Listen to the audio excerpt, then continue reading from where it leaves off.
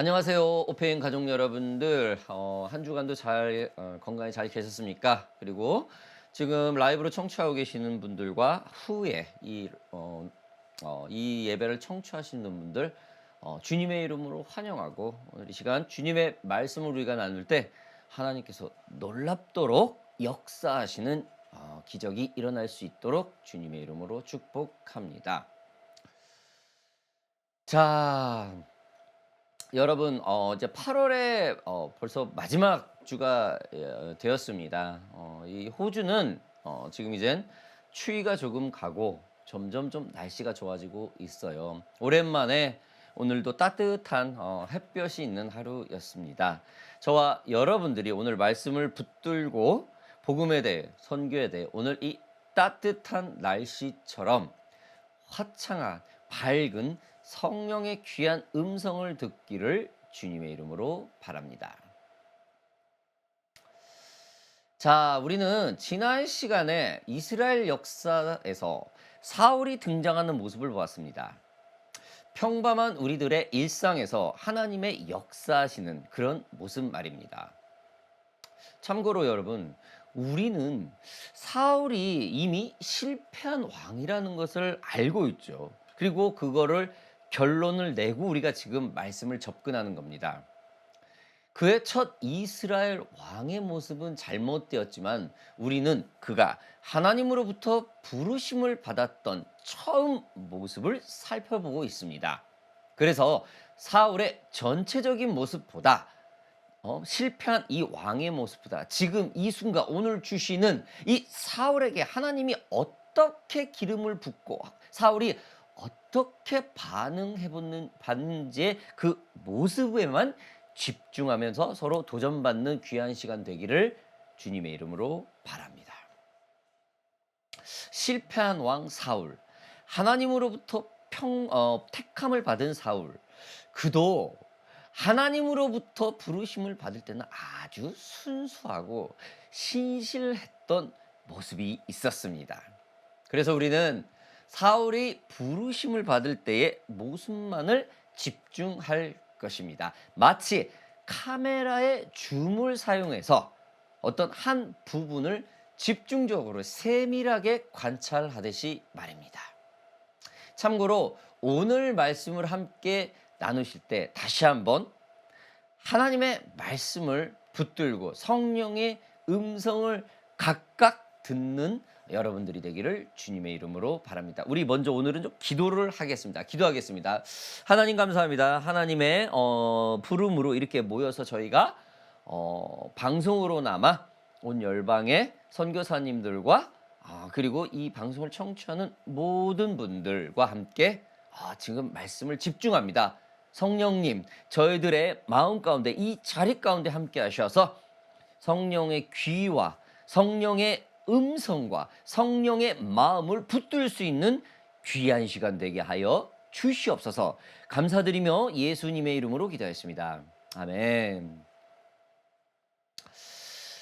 자, 여러분, 우리는 정말 많은 경쟁의 시대에 살고 있습니다. 이 경쟁 의식, 이 우리 사회는 정말 너무나도 이 보편화가 되어 있죠. 다른 이보다 앞서지 않으면은 다른 이들이 생각하지 않는 참 아이디어를 갖지 않으면 이 경쟁에서 밀려나 나고자가 될 수 있는 그런 경쟁 의식, 그런 사회 말입니다. 이 경쟁 의식은 자연적으로 비교 의식이 뒤따라오게 되죠. 나의 스펙과 PR이 다른 이들과 비교해서 조금은 달라야 되고 월등해야 되는 거죠. 절대평가가 아닌 상대평가가 되는 것 말입니다. 그래서 우리 자녀들을 남들보다 더 많이 더 많은 가외나 뭐 학원 등을 다녀야 하고 다른 집보다 더 좋은 집을 가져야 하고 더 좋은 차를 가져야 하고 남들이 갖지 않은 뭔가 특이한 걸 가져야 하는 어떤 그런 비교의식, 그런 상대평가 말입니다.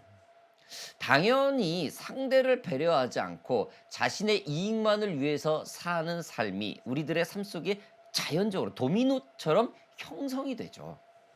친구나 직장 동료, 그리고 부모와 자녀과의 관계까지 이런 경쟁과 이기적인 삶의 형상이 우리 자신도 모르게 형성이 되고 맙니다.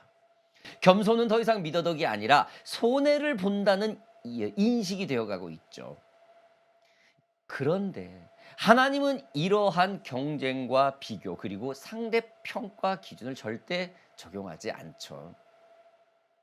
특히 자신이 택한 자는 하나님이 맡기신 일을 잘 감당할 자, 자기 자신을 의지하지 않고 오직 하나님만을 의지하는 그런 자들을 주님께서는 택하시죠.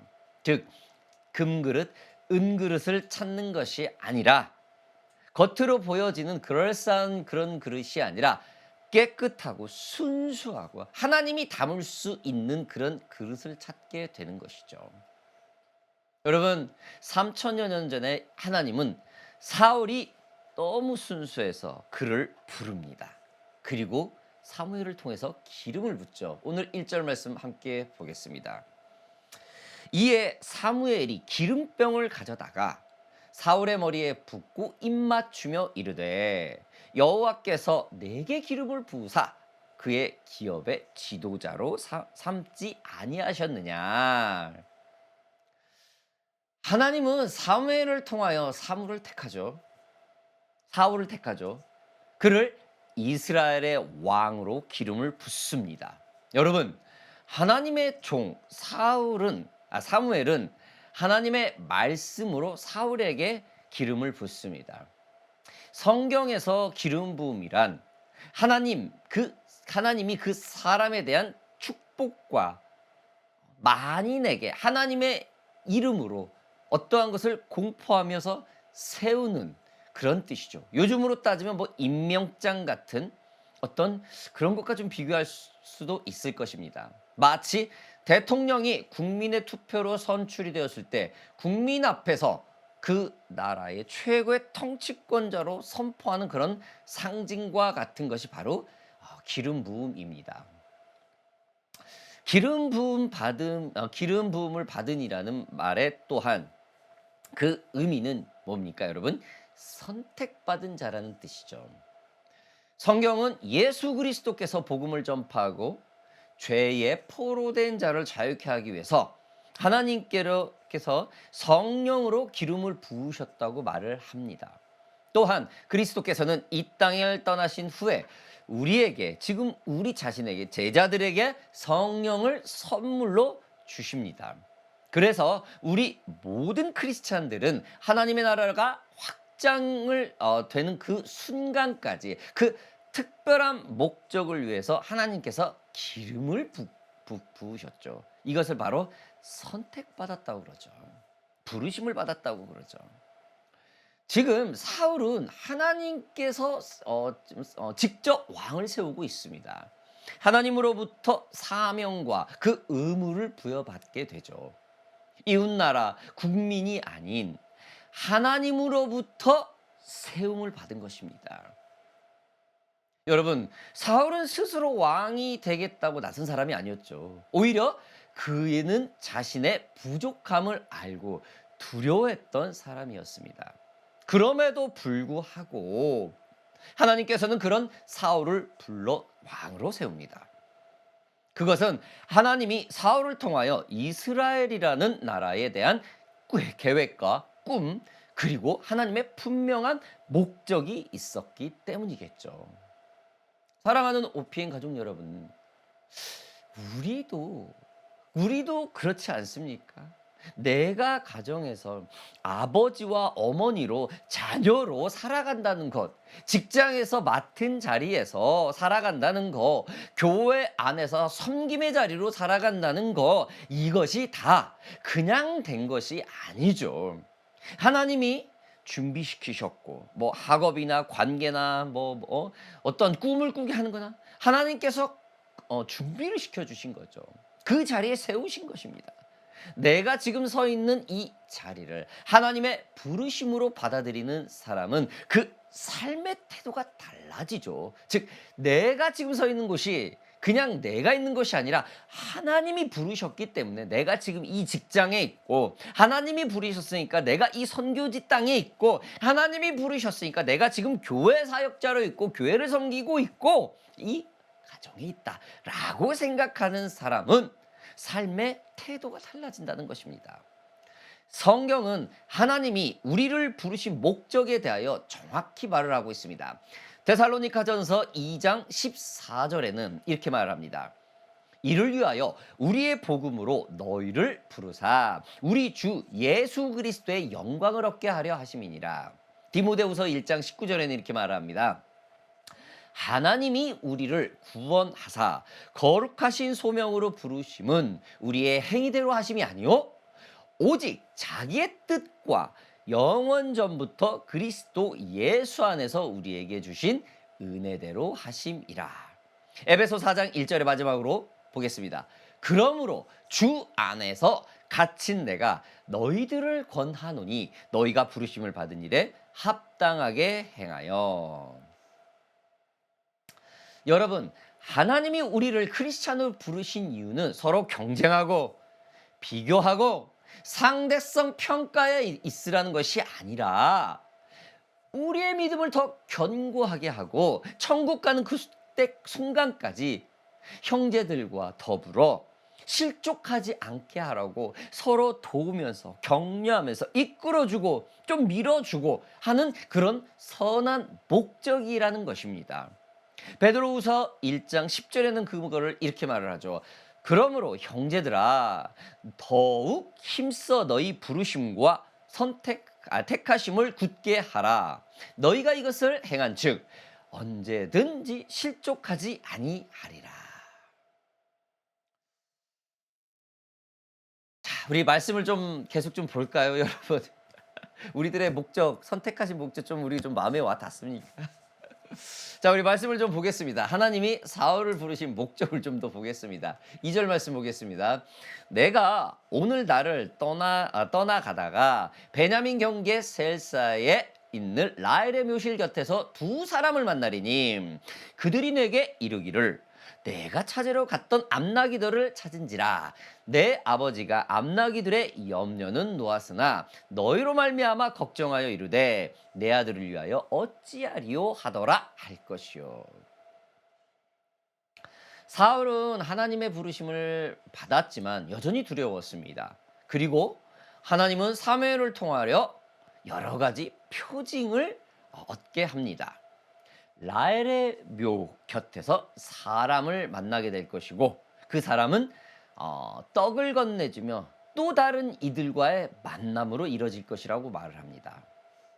라헬의 묘실 곁에서, 여러분 우리 잠깐 라헬에 대해서 조금 우리가 봐야겠죠. 여러분 라헬이 누구입니까? 야곱의 두 번째 부인이고 요셉과 벤자민을 낳은 사람이죠. 그러나 이 벤자민은 라헬은 그 베냐민을 낳다가 죽게 되죠. 아이를 살릴 것인가, 어미를 살려야 되는 것인가, 어떤 그 생명의 기로에서 베냐민이 살아나고 어머니는 죽게 됩니다. 그렇게 굉장히 어머니의 희생으로 태어난 사람이 벤야민입니다. 창세기 35장 16절에는 이렇게 말합니다. 그들이 베델에서 길을 떠나 에브랏에 이르기까지 얼마간 거리를 둔 곳에서 라헬이 해산하게 되어 심히 고생하여 그가 죽게 되어 그의 혼이 떠나려 할 때에 아들의 이름을 베논이라 불렀으나 그의 아버지는 그를 베냐민이라 불렀더라. 라헬의 생명으로 라헬의 죽음의 어떤 희생으로 태어난 이 벤야민, 그 아이의 마지막 얼굴을 보고 이 라헬은 숨을 거둡니다. 어찌 보면 라헬은 베냐민을 살리기 위해 자신의 생명을 내주었다고 해도 과언이 아닐 것입니다. 이러한 생명의 희생으로 시작된 벤야민, 이 벤야민 지파, 여러분 사울은 이 벤야민 지파의 사람입니다. 지금 오늘 본문에서 나오는 이 라헬의 묘실 곁에서 사람을 만날 것이다. 이 말은 어떠한 하나님이 징조가 있을 것인데 그 징조가 라헬의 묘, 이 벤야민의 그 마더, 이 정신적인 그런 지주가 있는 묘 앞에서 이 사울의 어떤 확증이 있을 거라는 겁니다. 여러분 어쩌면 굉장히 두려워하고 있는 이 사울, 여러 지파들 중에 가장 약한 벤야민 출신이 이 사울에게 확실한 자신감과 확실한 징조를 보여주고자 했던 하나님의 강한 의지가 엿보입니다. 여러분, 하나님은 이처럼 우리를 부르실 때에 확실한 징조를 줍니다. 확실히 내가 부르심이 있구나라는 확신을 갖게 되죠. 이러한 징조가 있는 사람은 분명 자신이 크리스찬이다. 자신은 하나님께 소명을 받으신 자다. 자신은 하나님께 부르심을 받은 자다. 나는 확실한 선교사다. 나는 확실한 사역자다. 나는 확실한 이 교회 멤버다. 라는 그런 확신을 갖게 되는 것이죠. 여러분과 저 자신은 하나님으로부터 사역자인 이 확실한 징조의 경험이 있는 줄 알고 있습니다. 여러분과 저는 이 하나님으로부터 선교사인 이 확실한 징조의 경험이 있기 때문에 복음을 전파하고 있는 줄 압니다. 참고로 여러분, 사역자의 부르심, 선교사의 부르심, 크리스찬으로서 온전한 성도의 견인을 가야 될 이 성도의 부르심이 정확하지 않는 사람들은 먼 훗날 그 믿음이 흔들립니다. 하나님이 내게 주신 그 부르심보다 내 눈에 보여지는 이 경쟁과 비교와 이런 의식에 흔들리게 되죠. 곧은 길을 가지 못합니다. 과감하게 선교 사역 버립니다. 과감하게 사역의 길 버립니다. 과감하게 교회를 떠납니다. 여러분, 왜? 그냥 나의 확신이 하지도 않은데 주위 사람들에 의해서 세례받고 그냥 하다 보니까 끌려가다 보고 하다 보니까 그냥 교회 직분자가 되고 하다 보니까 교회 사역자가 되고 하다 보니까 선교사가 되고 어떤 이런 본인의 어떤 정확한 확신이 없는 사람들은 흔들리게 됩니다. 여러분, 우리 크리스찬들은 그렇지 않습니다. 하나님께서는 분명히 우리에게 의심하지 않게 내가 내 자신만이 알아들을 수 있는 확신, 그런 징조를 주게 되는 것이죠. 저와 여러분들이 이러한 하나님의 확신을 다시 한번 붙드는 사람이 되기를 주님의 이름으로 축복합니다. 자, 우리 조금 더 사울에 대해서 봅시다. 하나님이 사울에게 확증을 준 게 무엇일까요? 우리 3절부터 좀 볼까요? 내가 거기서 더 나아가서 다볼 상수리 나무에 이르면 거기서 하나님을 배우려고 베델로 올라가는 세 사람을 만나리니 한 사람은 염소 새끼 셋을 이끌었고 한 사람은 떡 세 덩이를 가졌고 한 사람은 포도주 한 가죽 부대를 가진 자라. 그들이 내게 문안하고 떡 두 덩어리를 주겠고 너는 그의 손에서 받으리라. 그 후에 내가 하나님의 산에 이르리니 그곳에는 블레셋 사람들의 영문이 있으리니라. 내가 그리로 가서 그 성읍으로 들어갈 때에 선지자의 무리가 산당에서부터 비파와 소고와 저와 수금을 앞세우고 예언하며 내려오는 것을 만날 것이요 내게는 여호와의 영이 크게 임하리니 너도 그들과 함께 예언을 하고 변하여 세 사람이 되리라. 이 징조가 내게 임하거든 너는 기회를 따라 행하라. 하나님이 너와 함께 하시느니라. 여러분 방금 말씀 보신 것처럼 염소 새끼 셋, 떡 세 덩어리, 포도주 한 가죽 부대. 여러분 이건 무엇입니까? 염소 새끼 셋은 이것은 여러분 사람이 하나님께 희생 제물로 바친 분량입니다. 떡 세 덩어리는 무엇입니까? 여러분 떡, 즉 빵.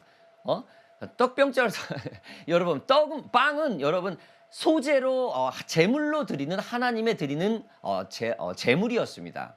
포도주 한 가죽 부대, 포도주 또한 희생 제물과 함께 피의 의식으로 세워졌던 하나님의 드리던 그 제물인 것이죠. 즉, 이 세 가지는 모두 제사에 사용되는 물품인 것입니다. 사울이 살던 당시에 이 절대적인 제사에 대한 행위들은 사울은 더 이상 이 세 사람을 만나는 분들이 모두 제사와 연관이 되어 있기 때문에 절대 12족속 중에 가장 작은 벤야민이고 두려워하는 그 마음속에 절대 흔들리지 않는 확실한 확증을 준다는 것이죠. 여러분, 사울의 확증은 하나님을 예배하고 그 예배에 바쳤던 제사였죠. 왕이라면 제사장들과 함께 하나님을 함께 제사하는 사람입니다. 사울이 가장 쉽게 자신이 왕으로 공표되는 것을 아무나 할 수 없는 왕과 제사장만이 할 수 있는 그 징조를 하나님이 지금 사울에게 보인 것입니다. 정확하게 사울은 알 수 있겠죠. 다른 사람은 잘 몰라도 사울만큼은 그 부분만 오면은 철저하게 신뢰할 수 있는 삶의 확신이자 증표였다라는 것입니다. 여러분, 제가 지금 초반에도 말씀드렸지, 여러분, 사울은 우리가 이미 실패한 왕이라는 걸 알죠. 그러나 우리는 지금 사울이 하나님으로부터 부르심을 받을 때 그 초창기 때 그 순수한 모습만을 보고 있습니다. 마치 카메라 렌즈를 줌으로 살펴본다고 말입니다. 왜냐하면은 이러한 실패했던 왕도 하나님은 그가 잘 해주기를 기대하고 있었죠. 사울, 그 의심 많고 나약한 그 사울이 확증할 수 있도록 그가 이해할 수 있는 모든 방법을 다 동원했다라는 겁니다. 비교하지 않는 부르심. 얘가 좀 나약하고 의심 갖고 두려워하는 사람이라고 해도 다른 강한 자와 비교하지 않았다라는 겁니다. 다른 강한 자와 더 잘난 하나님의 자녀보다 그 약한 사울과 경쟁하지 않았다라는 겁니다. 이기적이지 않게 아주 보편적으로 하나님은 그 약한 부분에 지원을 하면서까지 그를 부르셨다라는 겁니다. 저와 여러분들이 선교 사역에, 복음 사역에, 교회 사역에, 그리고 모든 이러한 하나님의 사역에 이처럼 하나님의 전폭적인 영적인 지원을 받고 있다라는 사실, 그래서 부르셨다는 사실을 믿으시기 바랍니다. 자, 오늘 마지막 구절 보겠습니다. 6절 7절 함께 보겠습니다. 내게는 여호와의 영이 크게 임하리니 너도 그들과 함께 예언을 하고 변하며 새 사람이 되리라. 이 징조가 내게 임하거든 너는 기회를 따라 행하라. 하나님이 너와 함께 하시느니라. 아멘. 7절이 너무 좋네요. 너와 함께 하시라. 여러분이 우리 이 말 한마디면 되지 않습니까? 너와 함께 한다. 왜 우리 결혼하신 분들은 알잖아요. 어려워도 나 사랑하는 내 연인과 있으면 너와 함께 있으면 나 가난해도 나 다 괜찮아. 함께만 있으면 돼. 너무 힘이 되지 않습니까? 앞에 어려운 일이 보일지라도 너만 함께 있으면 돼. 이럴 때 되게 힘이 났던 그런 경험들이 있죠. 지금 이 7절이 그게 아닐까요? 하나님이 너와 함께 하시느니라. 성령으로 새 사람이 된다라는 것이죠. 여러분, 사울이 왕이 될 수 있었던 결정적인 이유는 능력이 아니라 뭡니까? 그의 자신이 아니라 뭡니까? 성령의 임재였다라는 거죠. 하나님의 능력이었다라는 겁니다. 여호와의 영이 그에게 임하자 사울은 어떻게 돼요? 새로운 사람이 되었다라고 그래요. 그것도 크게 말입니다. 참고로 여러분, 지금 하나님은 사울을 왕으로 세우는 일이 하나님의 뜻이 아닙니다. 하나님이 원하는 일이 아니었어요. 백성들이 원해요. 간절하게 기도한 그런 기도를 들어준 거예요. 하나님에 합당하지 않는 그런 거를 백성들이 원하니까 한 거예요, 지금. 어떻게 해요? 전폭적인 지원을 하고, 어떻게 해요? 유례가 없이, 그 이후까지 이스라엘의 유례가 없이 성령을 부어주는 것, 사면서까지 말입니다. 왕이신 하나님을 버리고 그 자리를 사람의 왕으로 세워주십시오라고 했던 이 잘못된 이스라엘 기도를 지금 하나님이 이러한 서포트를 하면서 사울을 왕으로 세우고 있어요. 하나님의 뜻은 아니었지만 주님은 최선을 다해 사람의 왕을 지원해주고 있습니다. 그리고 여호와의 영을 크게 부어주시죠.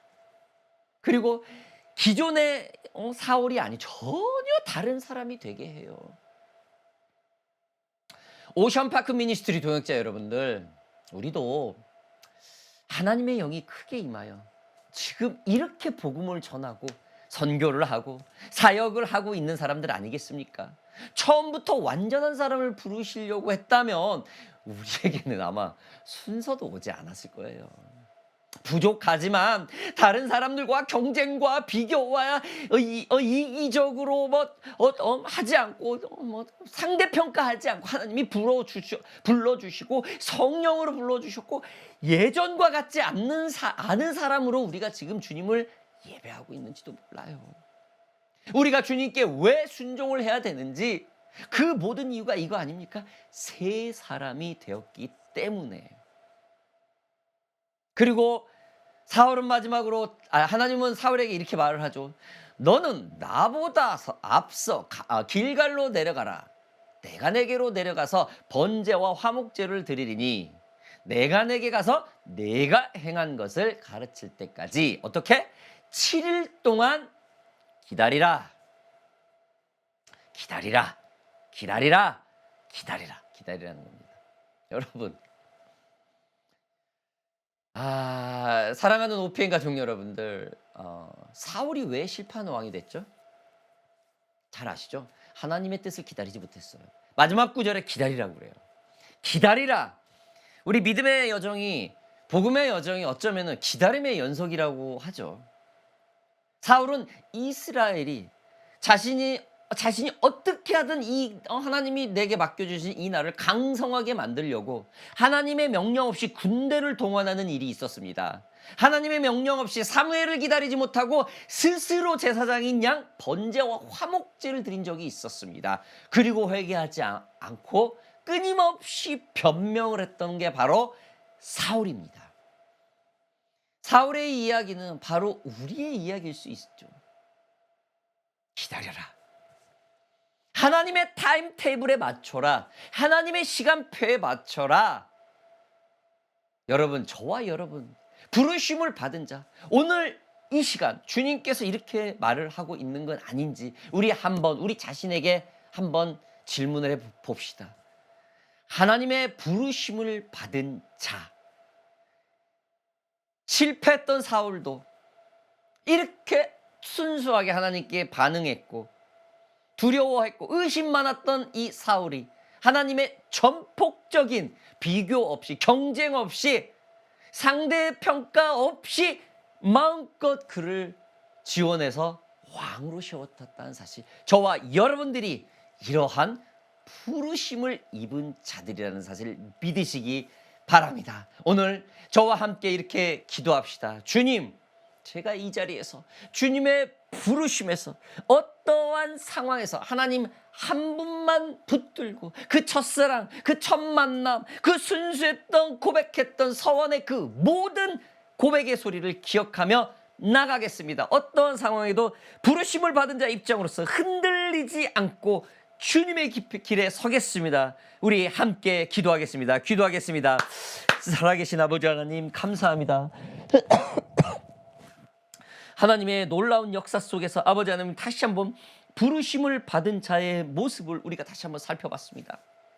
사울처럼 두려움이 많고 의심 많았던 자도 주님께서 끊임없이 지원을 해주시고 비교하지 않고 평가하지 않았던 그 이기적이 않았던 하나님의 어마어마한 지원 속에 세워졌던 왕이, 부르심을 받았던 왕이 바로 사울이었다는 사실 오늘 다시 한번 확인하게 되었습니다. 오늘 저에게 아버지 하나님, 우리 방송을 모두 이 예배 참석하고 있는 모든 이에게 하나님의 그 경쟁 없는 하나님의 그 전폭적인 영적 지원을 받은 그 부르심을 입은 자의 모습으로 다시 한번 저희들을 회복시켜 주시옵소서. 혹이라도 저희들 마음 가운데 이 사울처럼 나약하고 의심하고 중간에 흔들리고 어떤 확신을 없었던 그 부분이 있다면 오늘 이 밤에 아버지 하나님의 말씀으로 저희들의 확증을 다시 한번 주시옵소서. 하나님 앞에서 귀를 열고 문을 열고 주님 앞에 모든 음성을 집중하겠습니다. 하나님 말씀하여 주시옵소서. 부르심을 입은 자들로부터 아버지 하나님 다시 한번 굳건히 서게 하여 주시옵소서. 우리 마지막으로 선교사님들 위해서 기도합시다.